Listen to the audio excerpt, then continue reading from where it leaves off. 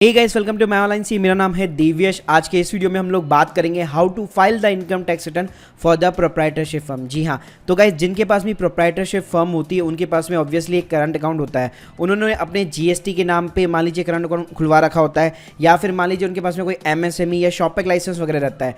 तो जो current account है वो बेसिकली उनकी फर्म के नाम पे होता है। तो आज के इस वीडियो में हम लोग बात करेंगे कि एज ए फर्म या एज ए प्रोप्राइटरशिप आप अपने यहाँ पे इनकम टैक्स रिटर्न किस तरह से फाइल कर सकते हैं। वीडियो को शुरू करने से पहले बताना चाहूंगा, अगर आप एक एक्सपर्ट के थ्रू अपनी रिटर्न फाइल कराना चाहते हैं, लिंक आपको डिस्क्रिप्शन बॉक्स में मिल जाएगी। तो चलिए गाइस वीडियो करते हैं शुरू। तो देखिए गाइस, इस वीडियो के अंदर हम लोग जानेंगे कि प्रोप्राइटरशिप फर्म के ऊपर टैक्सेशन कैसे वर्क करता है, इसके जो स्टेप्स है कैसे फाइल होती है, वो ऑलरेडी मैं इसके ऊपर वीडियो बना चुका हूं। तो आपको इस वीडियो को देखने के बाद में ये वाला वीडियो देखना है तो मैं लिंक आपको डिस्क्रिप्शन बॉक्स में डाल दूंगा। तो गाइस सबसे पहले बात करते हैं कि आखिर एज ए प्रोप्राइटरशिप फर्म आपके पूरे साल भर के अंदर किस किस तरह के यहाँ पे कंप्लायंसेस होते हैं। तो देखिए यहाँ पे अगर प्रोप्राइटरशिप फर्म में अगर आपने जीएसटी ले रखा है तो एक तो आपको अपनी जीएसटी रिटर्न जो है मंथली या फिर क्वार्टरली बेसिस पे फाइल करनी पड़ती है।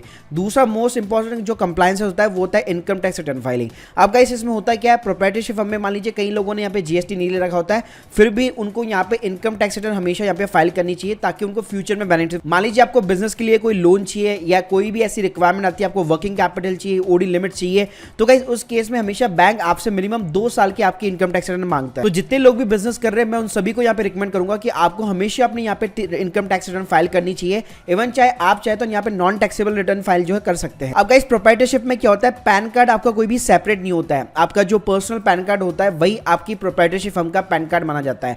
तो आपको जो रिटर्न फाइल करनी है उसके अंदर आपको अपने बिजनेस की इनकम भी दिखानी पड़ती है, प्लस आपकी जो भी पर्सनल लेवल पे जो भी इनकम हो रही है, चाहे वो एफडी के थ्रू हो रही हो, कोई हाउस रेंटल इनकम हो रही हो, किसी भी टाइप की इनकम हो रही हो, चाहे कैपिटल गेन हो, वो सभी सारी की सारी चीजें आपको एक साथ दिखानी पड़ती है। बाकी जितनी भी लीगल एंटिटीज होती है just like the private limited company, LLP, उन सभी के अंदर क्या होता है, आपकी जो डायरेक्टर्स होते हैं, जो पार्टनर्स होते हैं, उनकी पर्सनल रिटर्न अलग से जाती है और जो कंपनी है उसकी रिटर्न अलग से जाती है। लेकिन प्रोप्राइटरशिप एक ऐसी जगह, एक ऐसी लीगल एंटिटी है जहां पे आपको एक ही रिटर्न फाइल करनी पड़ती है, इनकम टैक्स रिटर्न, और दोनों रिटर्न के अंदर ही आपको एक ही के अंदर ही बिजनेस की इनकम भी दिखानी पड़ती है और अपने पर्सनल लेवल की इनकम भी दिखानी पड़ती है। अब बात करेंगे कि प्रोप्राइटरशिप का जो टैक्सेशन है वो बेसिकली यहाँ पे वर्क कैसे करता है। तो देखिए यहाँ पे 2 तरीके से वर्क करता है। पहला वाला जो फंडा होता है वो आपका ITR 4 कहलाता है। ITR 4 के अंदर आपको प्रेजेंटिव इनकम दिखानी पड़ती है। आप सिंपल सा ये याद रखिए, ITR 4 आपको तब फाइल करनी चाहिए, मान लीजिए आप कोई भी यहाँ पे बुक्स अकाउंट से वगैरह वाउचर वगैरह कुछ भी मेंटेन नहीं रख रहे, आपको सिर्फ ये पता होना चाहिए कि आपकी कंपनी की, आपकी फर्म की यहाँ पे कितनी सेल है। फॉर एन एग्जाम्पल आपने कैलकुलेट कर लिया कि ठीक है पूरे साल भर के अंदर, पूरे फाइनेंशियल ईयर के अंदर मेरी 10 लाख रुपए की सेल होती है, तो गाइस ITR 4 के अंदर क्या होता है, आपको मिनिमम यहाँ पे 8% का बेसिकली यहाँ पे प्रॉफिट दिखाना पड़ता है। अगर आप 8% के नीचे जाना चाहते हैं तो आपको एक चार्टर्ड अकाउंट से यहाँ पे टैक्स ऑडिट करवानी पड़ती है। सो गाइस ये हो गया पहला तरीका, जिसके अंदर आपको यहाँ पे कोई भी एक्सपेंसेस के वाउचर नहीं रखने, कुछ भी नहीं रखना। आपको क्या हिसाब रखना है, आपको सिर्फ ये हिसाब रखना है कि मेरी सेल कितनी हो रही है। तो जो सेल हो रही है, फिर चाहे वो बैंक अकाउंट के थ्रू आपके क्रेडिट हो रहे हैं या फिर कैश के अंदर हो रही है, जिस भी टाइप की हो रही है, बस आपको यहाँ पे सेल का ध्यान रखना पड़ेगा कि सेल कितनी हो रही है। तो उसके बेसिस पे आप ITR 4 फाइल कर सकते हैं। ITR 4 में आपकी ज्यादातर इंफॉर्मेशन नहीं जाती, सिर्फ ये जाता है कि आपकी सेल कितनी हुई है, आपका प्रॉफिट कितना हुआ है, उसके ऊपर टैक्स कितना बन रहा है, आपका बैंक बैलेंस क्या है, सनरी क्रेडिटर्स कितने हैं, डेटर्स कितने हैं, इन्वेंटरी कितनी मेंटेन कर रहे हैं। तो ये केवल मोटी मोटी 6-7 चीजें जाती है। और ITR 4 काफी सिंपल होती है एज कंपेयर टू जो मैं अभी आपको आगे वाली ITR बताने वाला हूं।